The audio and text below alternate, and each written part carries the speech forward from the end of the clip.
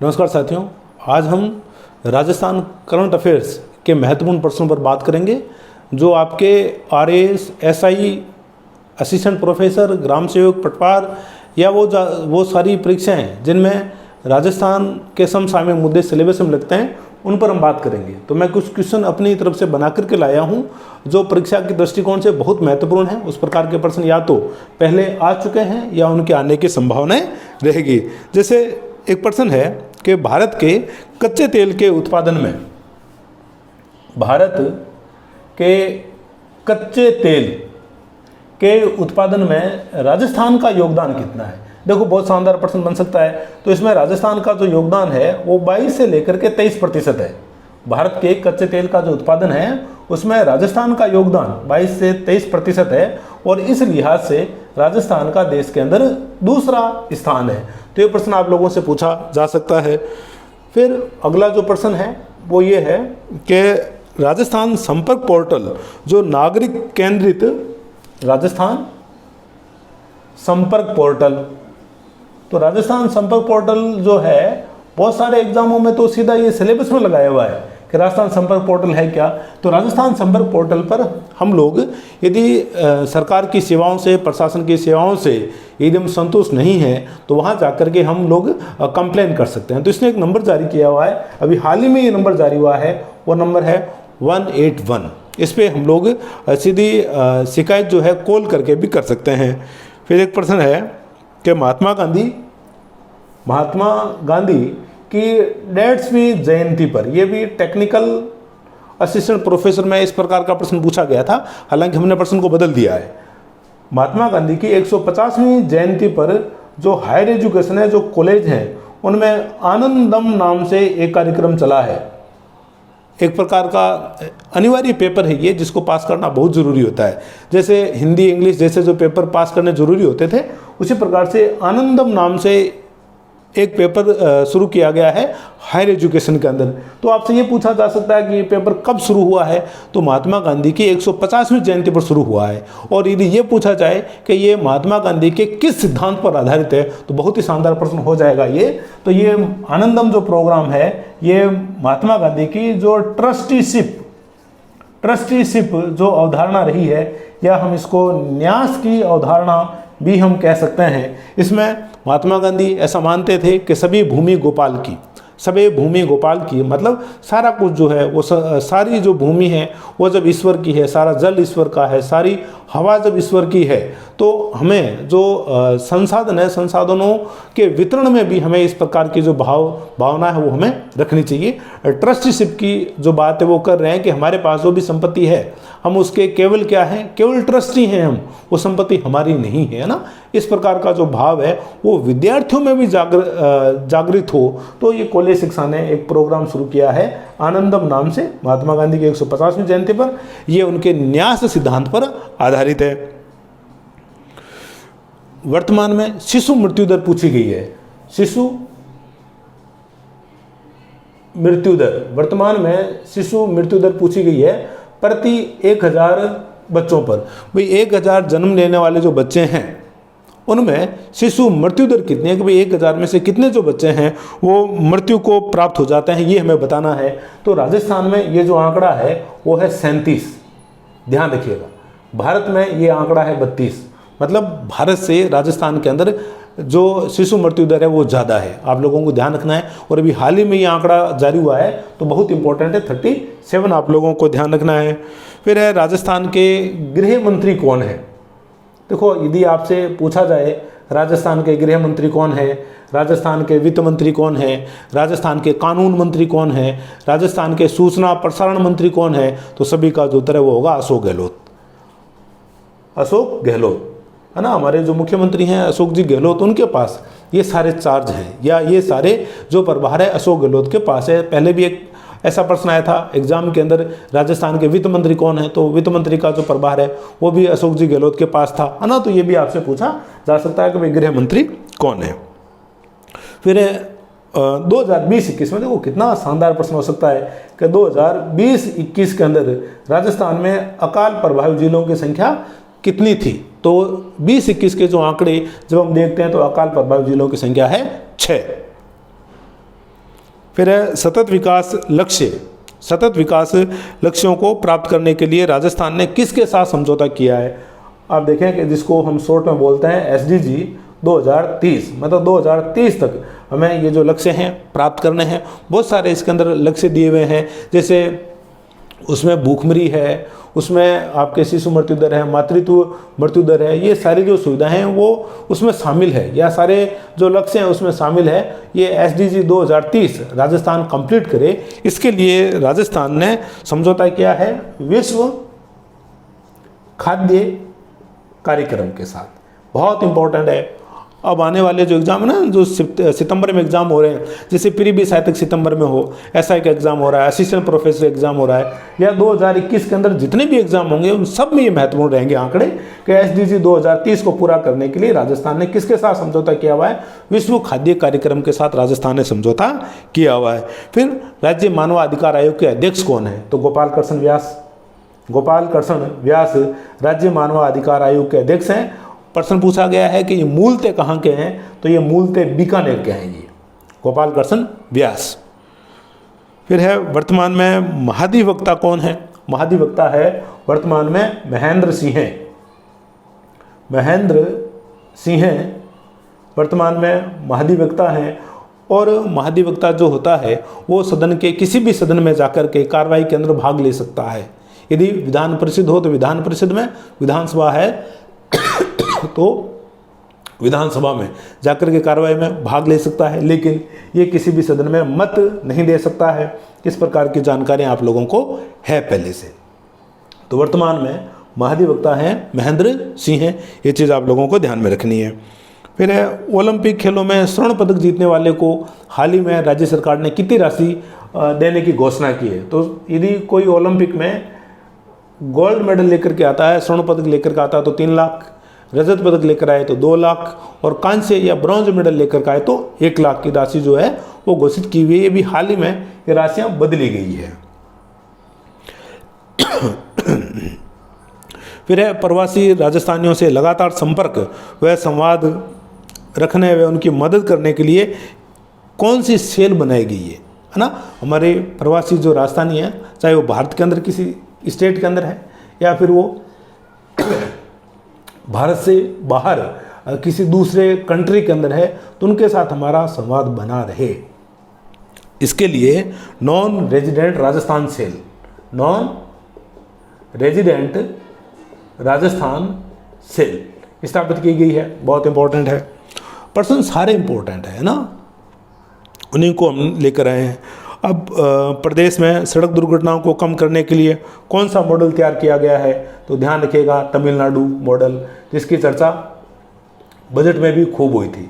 तो सड़क दुर्घटनाओं को कम करने के लिए तमिलनाडु मॉडल सरकार के द्वारा अपनाया गया है। फिर है प्रदेश में बच्चों को मानसिक तनाव से दूर रखने व बाल अपराधों की शिकायत दर्ज करने तथा बाल अधिकारों के संरक्षण के लिए कौन सी हेल्पलाइन शुरू की गई है ना? तो बच्चों की मदद के लिए उम्मीद नाम से एक हेल्पलाइन शुरू की गई है। आपसे पूछा जा सकता है कि उम्मीद क्या है ना? तो उम्मीद क्या है? तो बच्चों को अवसाद से निकालने के लिए, बाल अधिकारों का संरक्षण करने के लिए जो हेल्पलाइन शुरू की गई है उसका नाम है उम्मीद। फिर है राजस्थान में तीसरा सैनिक स्कूल कहाँ खुल रहा है ना?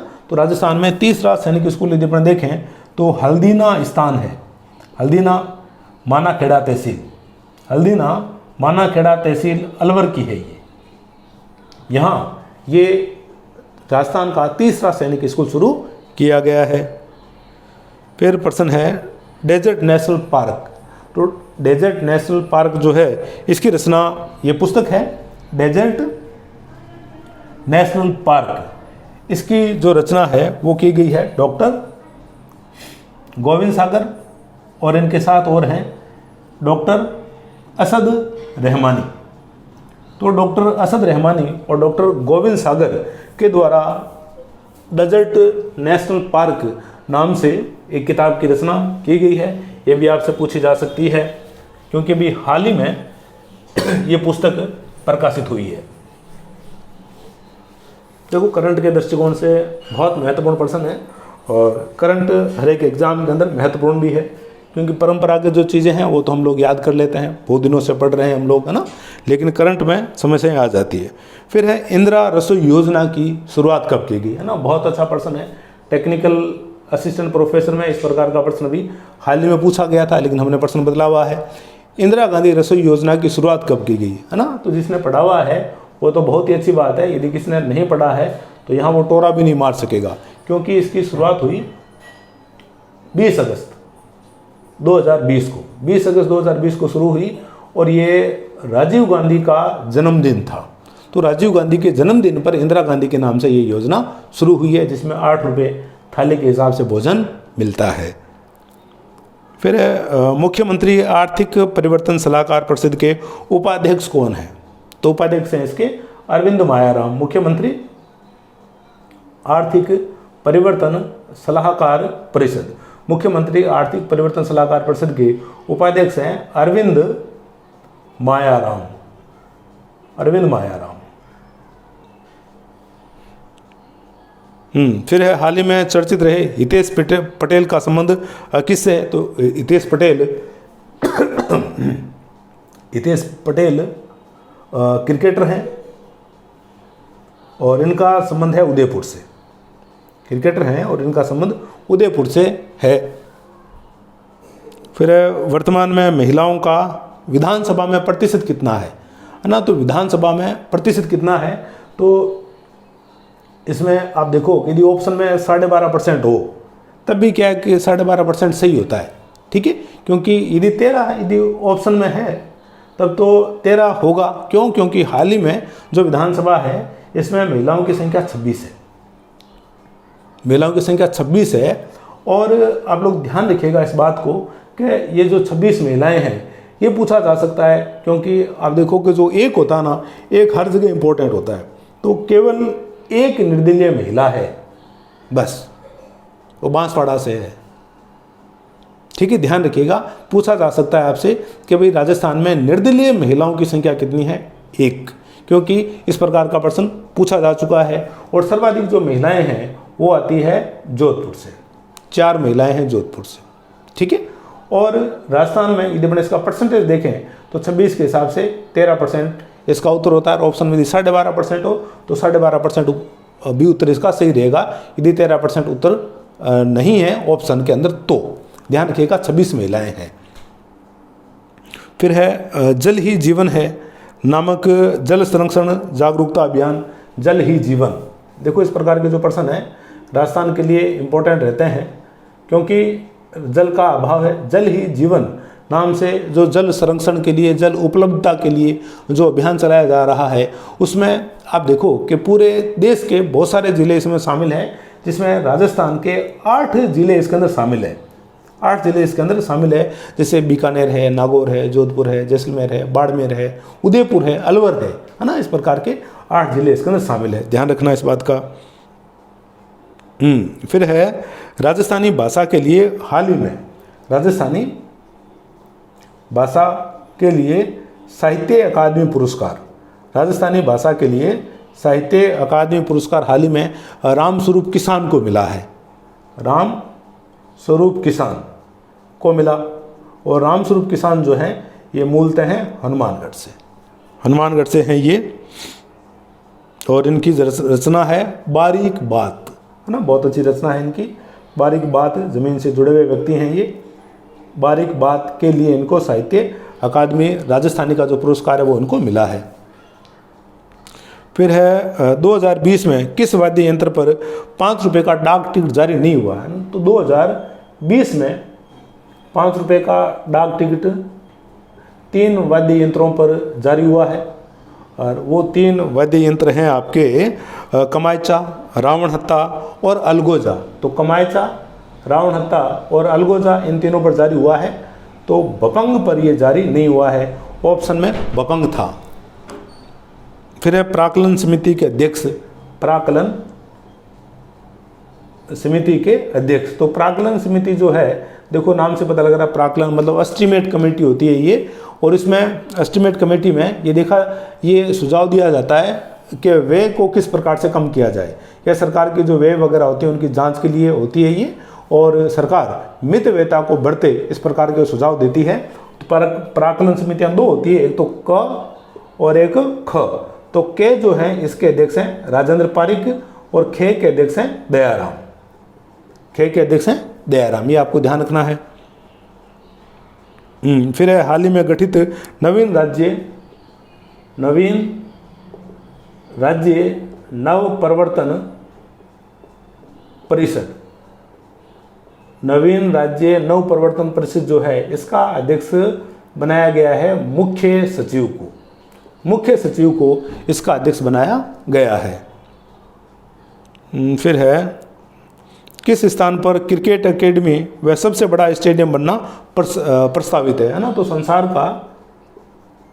का सबसे बड़ा क्रिकेट स्टेडियम, संसार का सबसे बड़ा क्रिकेट स्टेडियम प्रस्तावित है चौंप के अंदर, चौंप गांव में, और चौंप गांव है जयपुर के अंदर। ध्यान रखना, राजस्थान के लिहाज से इंपॉर्टेंट है कि संसार का सबसे बड़ा क्रिकेट स्टेडियम चौंप गांव जयपुर में बनना प्रस्तावित है। फिर है प्रदेश का पहला डिफेंस कैरियर इंस्टीट्यूट। प्रदेश का पहला डिफेंस कैरियर इंस्टीट्यूट कहाँ बन रहा है? तो रलावता में बन रहा है। रलावता है सीकर में, रलावता सीकर में है ये। फिर अगले प्रश्न पे जाएं अपने, तो राजस्थान रत्न 2012 के अंदर शुरू किए गए थे। 2012 में शुरू किए गए, बाद में इनको बंद कर दिया गया। अब हालांकि अभी तक दिया किसी को नहीं है, लेकिन बजट में ये घोषणा थी कि हम इनको जनवरी 2021 से हम वापस इसको शुरू करेंगे। तो राजस्थान रत्न जो योजना थी कि जिसमें राजस्थान के जो बड़े व्यक्तित्व जो थे उनको राजस्थान रत्न पुरस्कार दिया जा रहा था, जो बीच में बंद हो गया, इसको वापस शुरू करने की जो शुरुआत है वो हो रही है जनवरी 2021 से। फिर है वर्ष 2024-25 तक पवन ऊर्जा क्षमता हम लोग अर्जित करेंगे, कितना लक्ष्य रखा गया है? तो 2024-25 तक 4000 मेगावाट प्राप्त करने का लक्ष्य रखा गया है। फिर है भारत वन रिपोर्ट 2019 के अनुसार, भारत वन रिपोर्ट 2019 के अनुसार न्यूनतम वन क्षेत्र वाले जिले कौन से हैं? तो एक तो सबसे कम चूरू के अंदर है जिसमें 0.59%, और चूरू के बाद में 2 नंबर आता है हनुमानगढ़ का, इसमें 0.93%, और इसके बाद आता है जोधपुर। तो ये जो चीज़ें हैं, ये चीज़ें आप लोगों को ध्यान में रखनी है कि सबसे कम वन क्षेत्र है आपके चूरू का, फिर हनुमानगढ़, और फिर आएगा जोधपुर।